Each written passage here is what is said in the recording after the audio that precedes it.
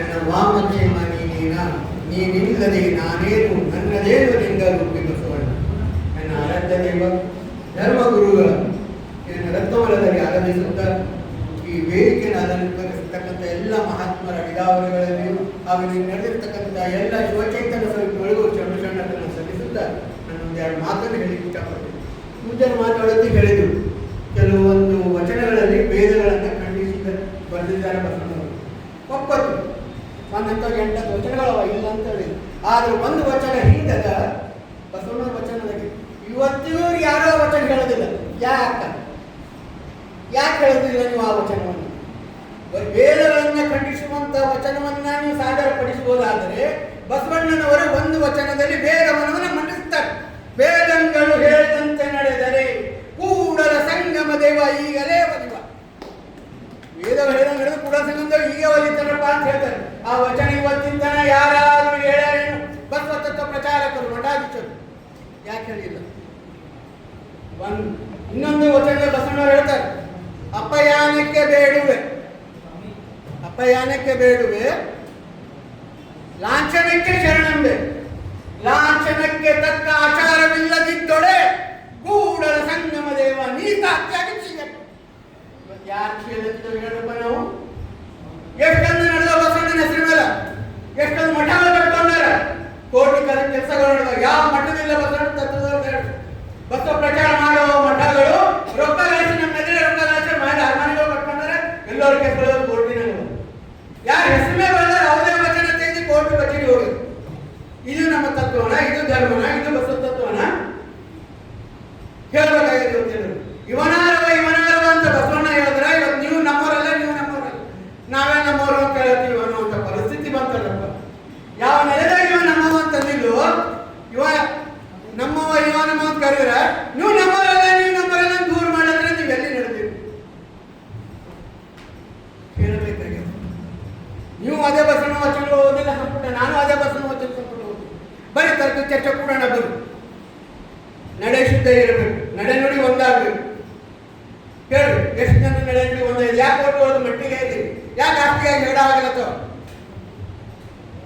ಒಂದು ಬಸವಣ್ಣಗ ಅಪ್ಪ ಬಸವಣ್ಣ ಹೇಳ್ತಾರೆ, ಗೋವುಗಳ ಕೊಲ್ಲುವ ಪಾಪಿಗಳ ಧ್ವನಿ ಕೇಳುವ ಮುನ್ನ ಲಿಂಗವು ಪೂಜಿಸಬೇಕು. ಎಷ್ಟು ಮರ್ಮದ ಈ ವಚನ ಸಾರಿ ಯಾಕೆ ಇವತ್ತಿಗೂ ಹೊರ ಬಂದಿಲ್ಲ? ಅವ್ರಿಗೆ ಬೆನ್ನ ಚೋಳು ಹಿಡಿದಿದ್ದು ಬಹಳ ಹಿಂಸೆ. ಇನ್ನು ಹೇಳಿಕ್ಕೆ ಬಹಳಷ್ಟದ. ಇವತ್ತು ಇನ್ನೊಂದು ಎಲ್ಲಕ್ಕಿಂತ ಸೂಕ್ತವಾಗಿ ಹೇಳ್ತೀನಿ. ನಮ್ಮ ಹಿರಿಯರ ಆಸ್ತಿ ಬೇಕು. ಎಲ್ಲರೂ ನಮಗೆ ಹಿರಿಯರ ಆಸ್ತಿ ಜಗಾಡ್ತೀವಿ. ಮತ್ತೆ ನಮ್ಮ ಹಿರಿಯರು ಆರಾಧನೆ ಮಾಡಿರುವಂತ ನಮ್ಮ ಮನೆ ದೇವರು ನಮಗೆ ಯಾಕೆ ಬೇಡ? ಇವತ್ತೆಲ್ಲರಿಗೂ ಪ್ರಶ್ನೆ ಅದ, ಪ್ರವಚನ ಮಾಡೋರಿಗೂ ಪ್ರಶ್ನೆ ಅದ. ದೇವರುಗಳು ಬೇಡ ಅಂತಾರಲ್ಲಪ್ಪ. ನಮ್ಮ ಹಿರಿಯರು ಸಂಪಾದಿಸುವಂತ ಆಸ್ತಿ ನಾವು ಜಗಳಾಡ್ತೀವಿ. ನಮ್ಮ ಹಿರಿಯರು ಪೂಜೆ ಮಾಡ್ಕೊಂಡು ಬಂದಿರ್ತಕ್ಕಂಥ ದೇವರು ನಮಗೆ ಯಾಕೆ ಬೇಡ? ನಮ್ಮ ಮನೆ ದೇವರು ಯಾಕೆ ಬೇಡ? ನಮ್ಮ ಕುಲದೇವರು ನಮಗೆ ಯಾಕೆ ಬೇಡ? ಬಸವಣ್ಣ ಹೆಂಗಿದಾಗ್ತಾರೆ? ಬಹಳಷ್ಟು ತರ್ಕಗಳದಾವ. ಒಂದೊಂದು ತರ್ಕದಿಂದ ನನ್ನ ಮನೆಯವರು ಇರ್ಬೋದೇ ಇರ್ತಾರೆ. ನಮ್ಮ ತಾತ ಮುತ್ತಾತ ಹಿಡ್ಕೊಂಡು ಮಾಡ್ಕೊಂಡು ಬಂದಾರೆ. ಅವ್ರ ಆಸ್ತಿನ ಉಳತಿನಿಲ್ಲ. ಹೊಲ ಮನೆ ಯಾರ್ದದ? ಇವತ್ತು ಯಾರೇನೋ ಹೊಲ ಮನೆ ಜಗಳ ಆಡ್ತೀವಿ ಅಂದ್ರೆ ಮೊದಲು ನಮ್ಮ ಸಂಸ್ಕಾರಕ್ಕಾಗಿ ಅದಕ್ಕೆ ಆಡಬೇಕು. ಅವ್ರು ಹಿರಿಗಳು ಕುಳಿಸ್ಕೊಂಡು ಹುಚ್ಚಿಡಿದ್ರೇನು? ಮನಿ ದೇವರು ಅಂತೇಳಿ ಹುಣ್ಣಿಯ ಮಾಸಿ ಮಾಡ್ಕೊಂಡು ಹೋಗೋದು ಬರೋದು. ನಾವು ಅವ್ರಿಗಿಂತ ಸಣ್ಣರಾಗಿದ್ದೇವೆ. ಇದನ್ನೇ ವಿಚಾರ ಮಾಡಬೇಕಾಗಿದೆ. ಅದಕ್ಕೆ ನಮ್ಮ ಮನೆ ದೇವರು, ನಮ್ಮ ಕುಲದೇವರು ಇದನ್ನೆಲ್ಲ ಆರಾಧಿಸ್ಕೊಂಡು ಬಂದಾರೆ. ಕೇಳಿದ್ರಲ್ಲ ಬಡ್ಡವರು ಓಂ ಬಿಟ್ಟಿರಲಿಲ್ಲ ಅಂತ. ಅದು ಸತ್ಯನೂ ಅದ. ನಾ ಇಲ್ಲಿ ಸುಮ್ಮನೆ ಕೇಳ್ತಾ ಇಲ್ಲ. ಅಪ್ಪರಿಗೆ ಗೊತ್ತದ. ನಾ ಎಷ್ಟರ ಸಂಪರ್ಕಿದ್ದೀನಿ. ನಾನು ಮೊಟ್ಟ ಮೊದಲ 12ನೇ ಇಸ್ವಿಯಲ್ಲಿ ನಾನು ದಸರಾದ ಅಮಾವಾಸ್ಯೆ ದಿವಸ ನನ್ನ ಮೊಟ್ಟ ಮೊದಲ ದರ್ಶನ ಆಗಿದೆ ಓಂಕಾರ ಸ್ವರೂಪ. ಇದು ನನ್ನ ಪುಸ್ತಕ ವಚನನೂ ಬರೆದಿಲ್ಲ. ನನ್ನ ಪುಸ್ತಕ ವಚನ ಸುಮಾರು 10 ವರ್ಷ ನಿರಂತರ ಧ್ಯಾನ ಮಾಡಿದಾಗ ನನಗೆ ಪ್ರಕರಣ ಮೊಟ್ಟ ಮೊದಲ ದರ್ಶನ ಕೊಟ್ಟಿದ್ದು ಓಂಕಾರ ಸ್ವರೂಪ. ನಾನು ಎದೆ ತಟ್ಟಿ ಹೇಳ್ತೀನಿ, ಇದು ನನ್ನ ವಚನ ಬರ್ತೀನಿ, ಪ್ರಕಟ ನನ್ನ ಪುಸ್ತಕದಾಗ ಆಗ್ಯದ. ಆದರೆ ಇವರು ಯಾರು ಅದರ ಬಗ್ಗೆ ಮಾತಾಡೋದಿಲ್ಲ. ಆ ಪುಸ್ತಕದ ಬಗ್ಗೆ ಯಾರು ಹೇಳೋದಿಲ್ಲ. ಎಲ್ಲರಿಗೂ ಗೊತ್ತದ. ಇವತ್ತು ಯಾವ ಬಸವಾದಿ ಶರಣರು ಬಿದ್ದವ್ರ ಮನೆಗೆ ಹೋದ್ರು, ಯಾವ ಬಸವಾದಿ ಶರಣರು ಬಿದ್ದವ್ರ ಮನೆಗೆ ಇಲ್ಲವ್ರ ಮನೆಗೆ ಹೋದ್ರು, ಸಣ್ಣವ್ರ ಮನೆಗೆ ಹೋದ್ರು. ಇವತ್ತು ಆ ಬಸವಣ್ಣನ ಹೆಸರು ಹೇಳ್ಕೊಂಡವ್ರು ಯಾರಾದ್ರೂ ಎಂದಾದ್ರೂ ಬಿದ್ದವ್ರ ಮನೆಗೆ ಹೋಗಿದ್ದಾರೆ. ಬೇಡ ನೀವು ಲಿಂಗಾಯತ ಯಾರಾದ್ರೂ ಗರಿಬನ ಮನೆಗೆ ಹೋದವರಿಗೆ ಅಂತ ಹೇಳ್ತೀರ.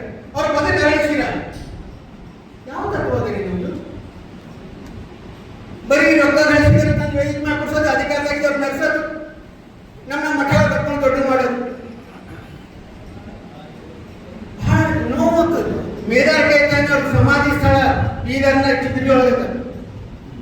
ಆ ಸಮಾಧಿ ಸ್ಥಳದ ಮುಂದೆ ಮೇದಾರ್ ಕೇತನವ್ರ ವಚನವನ್ನ ನಾನು ಫೇಸ್ಬುಕ್ ಲೈವ್ ಮಾಡ್ತೇನೆ. ಆ ಗುಡಿ, ಆ ಸಮಾಧಿಗೆ ಇವತ್ತು ಗುಡಿ ಗೋಪುರ ಕಂಡದ್ದು. ಎಲ್ಲಿ ಹೋದ್ರು ಇವರೆಲ್ಲ ಬಸವ ತತ್ವ ಪ್ರಚಾರ ಕ್ರಿಶ್ಚಿಯನ್ ಹೆಸರು ಯಾಕೆ ಮಾಡಿಲ್ಲ ಆ ಕೆಲಸ?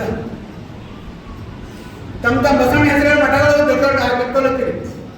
ಆದ್ರೆ ಬಸವಾದಿ ಶರಣರು ಇವತ್ತ ಸಮಾಧಿ ಸ್ಥಳ 70 ಏನಾಗ್ಯದ ಗೊತ್ತಿ? ಸರ್ಕಾರ ಬಂದ್ ಮಾಡಬೇಕು. ನಮ್ಮಲ್ಲಿ ಆ ಶಕ್ತಿ ಇಲ್ಲ.